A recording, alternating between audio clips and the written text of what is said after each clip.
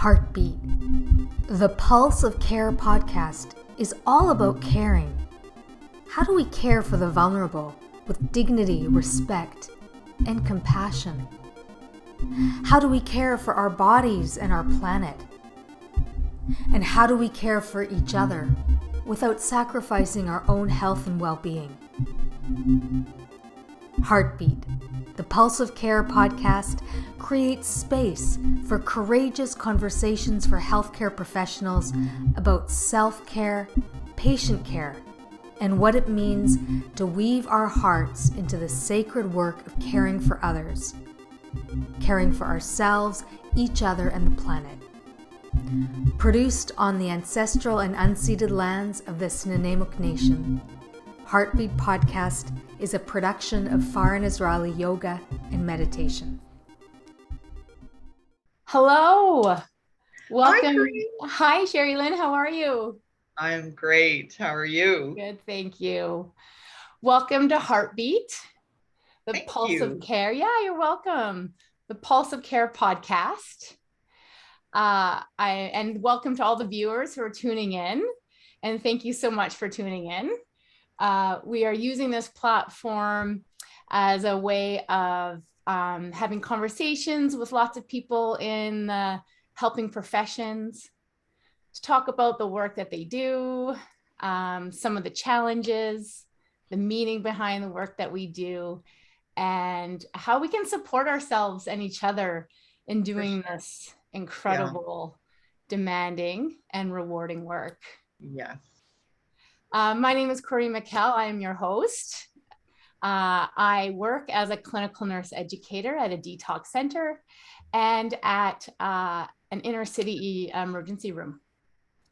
And I want to acknowledge that I am joining you from Treaty 6 territory in Beaver Hills House, commonly known as Edmonton.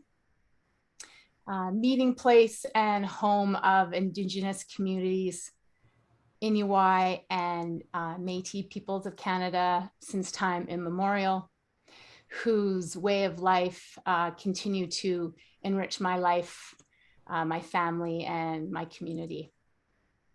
And thank you, Sheri-Lynn, for being my guest today. This is Sheri-Lynn Kane.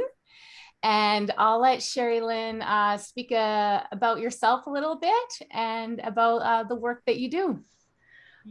Thanks, Corinne. I'm excited to be here and supporting this awesome podcast that you do. And I'm here in southwestern Ontario on the traditional lands of the Anishinaabe, Haudenosaunee, and Lenape and Attawandaron people who have had long-standing relationships to this land.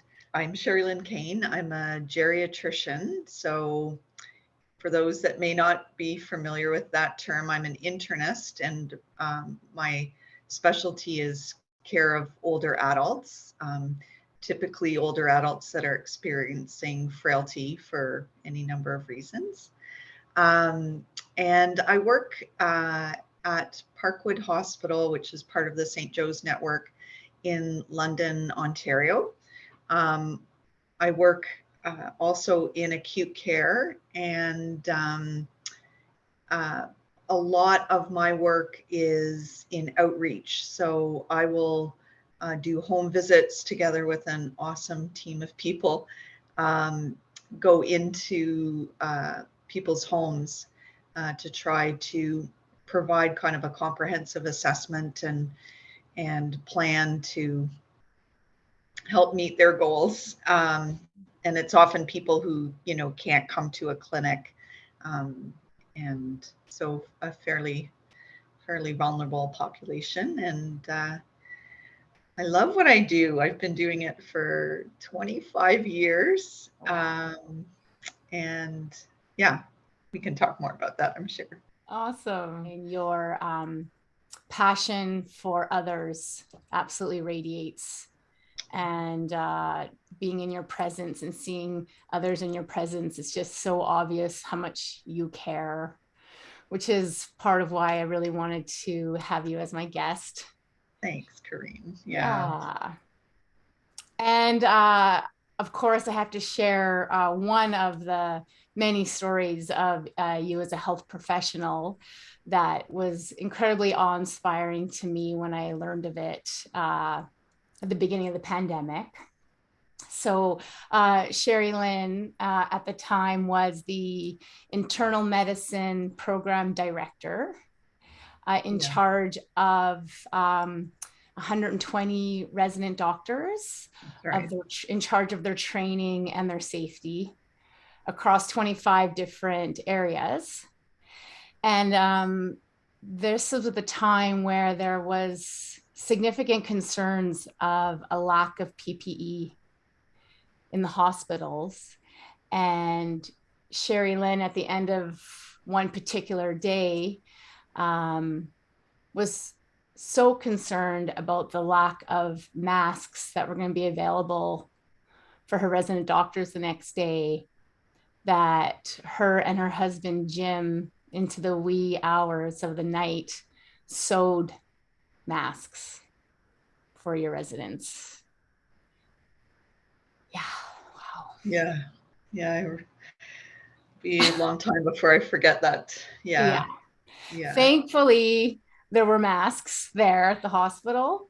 Yes. It was always so, well, in the beginning, it was so touch and go as to how much supply, and, you know, you'd get an email saying we probably have 2 days supply on gowns, or, you know, 1 day supply on N95 masks. And it was quite something. Yeah, it really was. And now here we are 2.5+ years later. Yeah. And us in healthcare have had no reprieve. And lots of people have left the profession. So it's still very, very demanding. And Sheri-Lynn, I was wondering if you could tell us a little bit about the kinds of conversations you're having now with your healthcare teams about the risks, their courage, and resiliency. Yeah, certainly the conversation has shifted so many times kind of over the pandemic. And it's such an interesting question, because I never remember talking about courage. And I was reflecting on that. We've certainly talked, you know, both amongst faculty and with residents about resilience. And maybe resilience is a form of courage. But to me, courage is also kind of making a decision to do something in the face of, you know, uncertainty and risks. And I guess through all of this, I just don't know that there was that active decision. There was just that, you know, drive and need to continue. And that we had to support each other and support people who were really sick.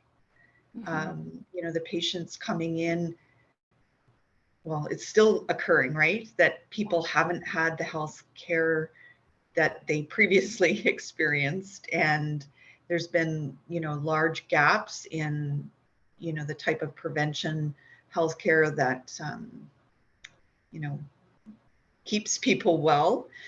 And I think, understandably, patients have been really reticent to come to the healthcare system, you know, a lot of people. And so they're sick. And I guess I think, well, have we really kind of made active decisions, or have we just plowed on? Right. Yeah. But resiliency we've talked about for sure. And that is the need. What has come of this is the absolute need to talk about and to be very, very conscious of wellness issues. So I don't know if you want me to give examples. Yeah, please. Yes. Like, so for example, we never had a wellness committee amongst faculty in the Department of Medicine prior. Yeah. And that's now kind of an active committee, you know, that's really developed over the last 2.5 years, trying to bring awareness and support people's wellness. There's how the hospitals have people kind of the staff channel in through one entrance. And there are signs all over the place about it's okay to talk, 24-hour, pager numbers to call, if you're in distress.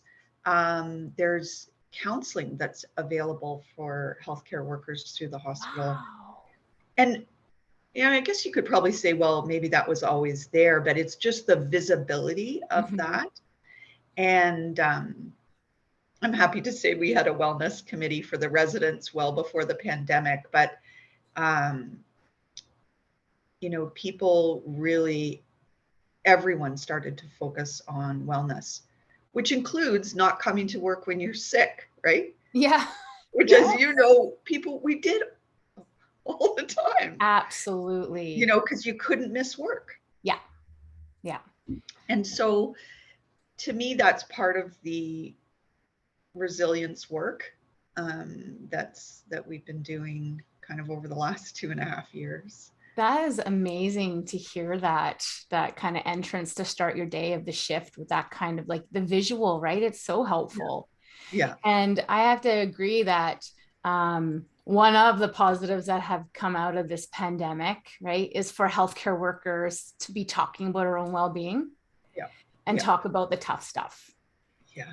Right. Who I think for all of my career up until this point, that has not been part of the conversations. No. Right. No. So, it's good to hear that that's happening. And I just really hope that just continues moving forward, because it's tough, and we are human beings, and we are affected by the pain and suffering that we witness all the time. Yeah. And not only is it best for us and our well-being, we'll also then, be more sustainable in the professions. For sure. And for our patients, right? Which is why we're all here. Yeah. Yeah. Sure. And that's, I agree with you what you said about courage. It is just a part, I think, of what we do. And you're right. I'd have to agree that I don't know if many of us have stopped to reflect on the courage. Yeah. I did mention risk. And I know for me personally, that has really been one of the toughest challenges of this pandemic. It reminds me of the one story where I wasn't working. I was at the LRT station picking up Francis, our son, from the LRT, and it's an outside platform. So it's Edmonton -30 this February. So I wasn't wearing a mask, and I was really just trying to not pay attention to what was going on around me. And I ended up responding to an opiate poisoning. Oh. And ended up doing CPR on a guy. And I'm really happy to say that he survived. EMS got there and he survived. Yeah. So that was Good great. for you. And then I was in the car, right? 5 minutes later with Francis. And all of a sudden I was like, okay, get in the back. Like I wasn't vaccinated at this point, right? This was so many unknowns. And I'm like, hey, rolling down the windows, and it's -30. And when I came home and the adrenaline wore off, and I was, thinking about the risk that has potentially exposed my son to, because at the time we were considering that fella to be a high-risk individual. Sure. COVID, right? And well, everyone was. Yeah, everyone. Yeah. And it was morally distressing, the whole situation, right? Which is not something that I would have thought about before. And that's just one example. I'm not even on the front lines all the time anymore, to be honest. And the that risk and exposure that we've been, having to face, and then coming home to our families, has been incredibly hard. Mm-hmm. Yeah. Yeah. I mean, when I think about risks, certainly, like all of us, as you said, have thought about it on a personal level for sure. Yeah. And like in April of 2020, I was on for 2 weeks on the acute care unit for internal medicine. And I basically stayed in a hotel for 2 weeks. Oh, yeah. Now, I have the privilege to be able to do that, but I didn't want to expose Jim to that. And as you know, there were so many unknowns, like, you know, could you pass it from your clothes, and, you know, and yeah, I remember we all made those decisions about not seeing people that we loved, and because the risk was too high. Yeah. But for me, in a leadership position, the exposure of the residents, you know, on the front lines, and not knowing about the adequacy of PPE, and I'm like this, that risk felt so huge. You know, and, you know, I had one-on-one conversations with several residents who were immunosuppressed, and, you know, needing to kind of modify schedules, but not having enough people to fill the schedules to begin with. And, you know, it was tricky business back in the beginning. And yeah, I think, you know, the risk obviously continues. Information has been, well, I think what's fortified a lot of us, you know, having more information that we did at the beginning, and that information helps. So that's kind of provided a blanket of confidence over some of this. Crazy. Wow. And in that, Sheri-Lynn, you mentioned earlier about resilience. What was there something new that you had to start honing in on with yourself for your own resilience through that time that you're carrying forward in your practice now? So I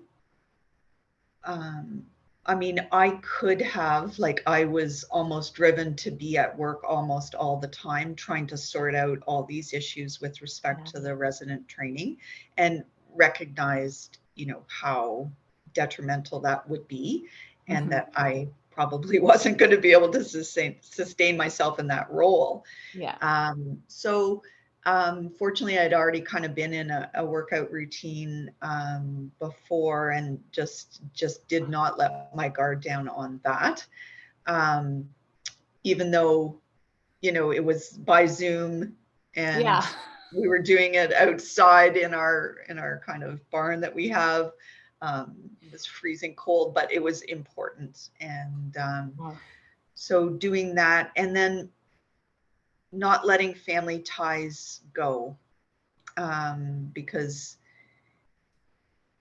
you know, it's also important to be with people outside of medicine. And so I don't know if you'll remember, I'm sure you do, like, we had that Christmas talent contest on Zoom, or talent show, the Kane Christmas talent show on Zoom.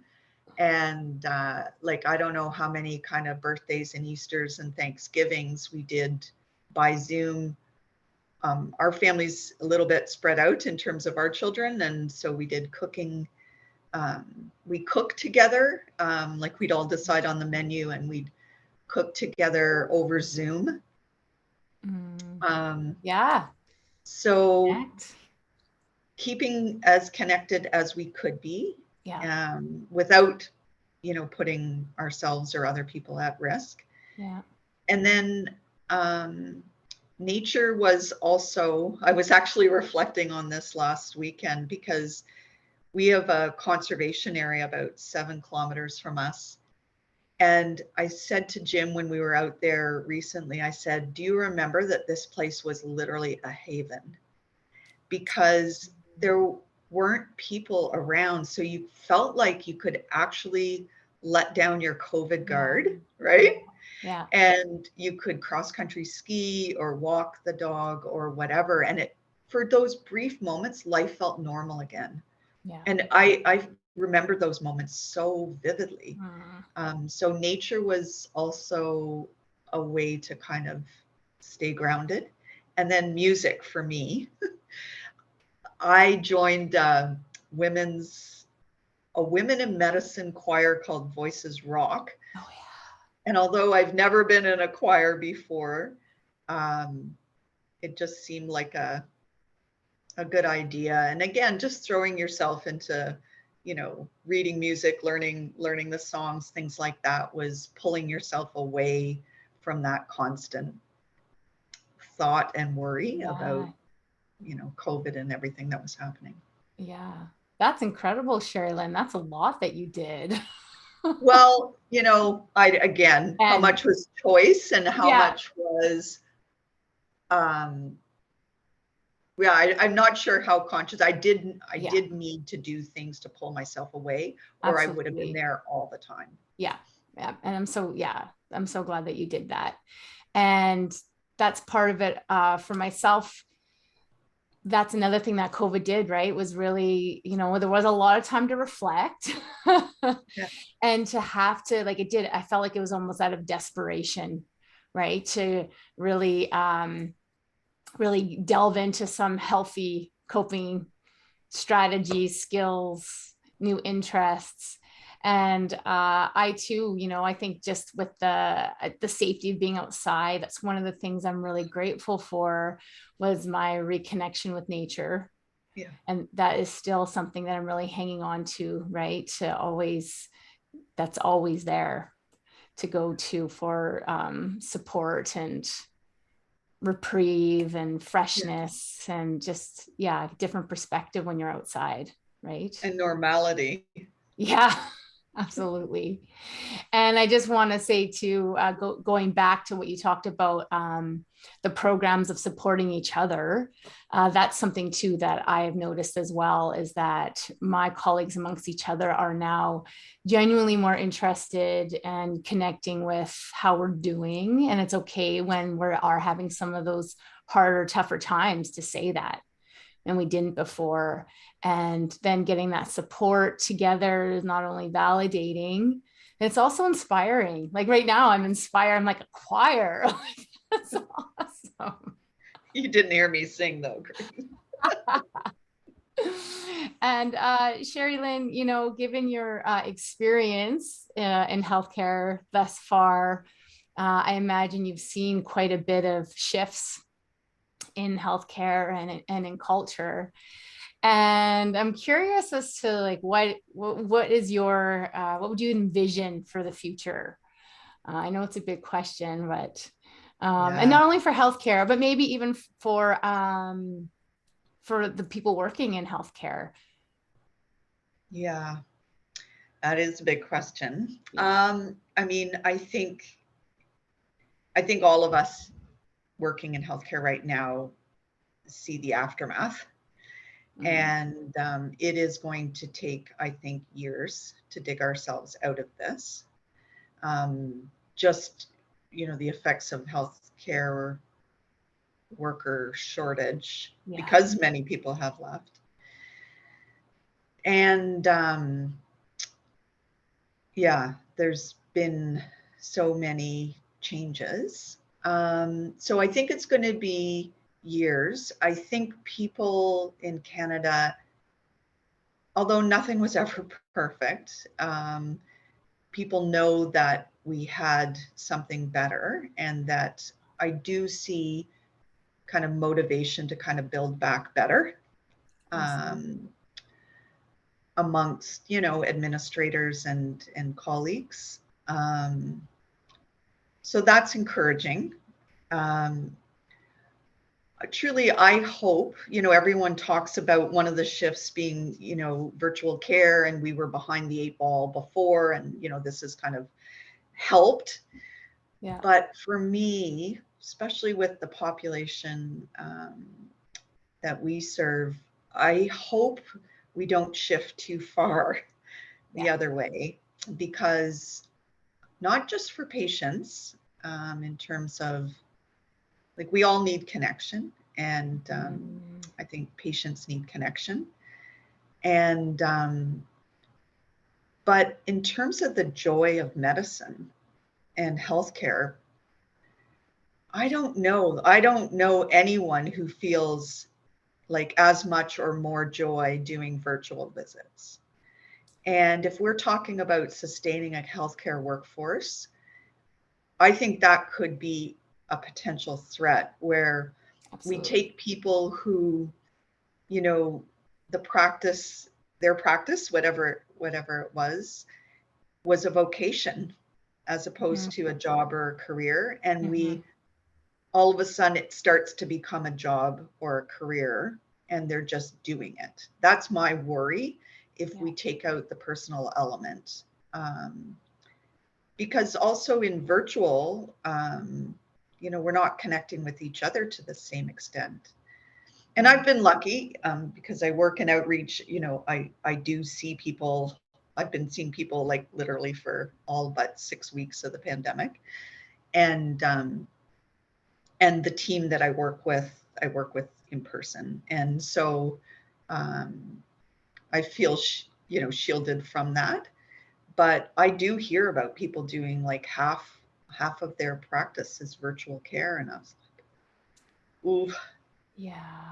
That's got to drag you down. Yeah, absolutely. I agree, Sheri-Lynn. Because like you're saying, that connection is what makes the work meaningful and is rewarding, right? And it's tough work. And if you don't get that personal connection, exactly. it's I share that fear of longevity and the quality of care too, right? When it's virtual.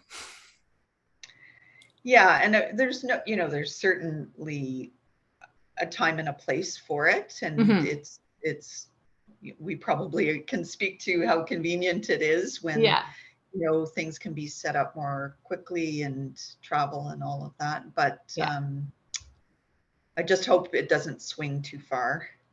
Absolutely. Well, thank you, Sheri-Lynn, for your time with me today. And thank you for all the work that you do and for being such a strong patient advocate, and not only for patients, but such a leader of, sharing what you're doing to support yourself and encouraging the up and coming residents to how they can take care of themselves. And sounds like you're part of an evolving culture, and that is absolutely incredible. Yeah. And to our it is. No, I just wanted to thank you because I know in the work you do, Corrine, that you early, I think you raised the question about wellness and resiliency amongst healthcare workers, and the fact that we really need to shift and start talking to each other openly. And then once we are able to do that, then what can we do to support each other and keep ourselves and each other well? So you've been a pioneer from what I've heard in terms of how you've led that. Well, thank you, Sheri-Lynn. Yeah, thank you so much for saying that. It's so important. So thanks everybody as well for listening in. And I look forward to hearing from others too of what they're doing and maybe what kind of reflections come out of our conversation today, Sheri-Lynn. Thank you.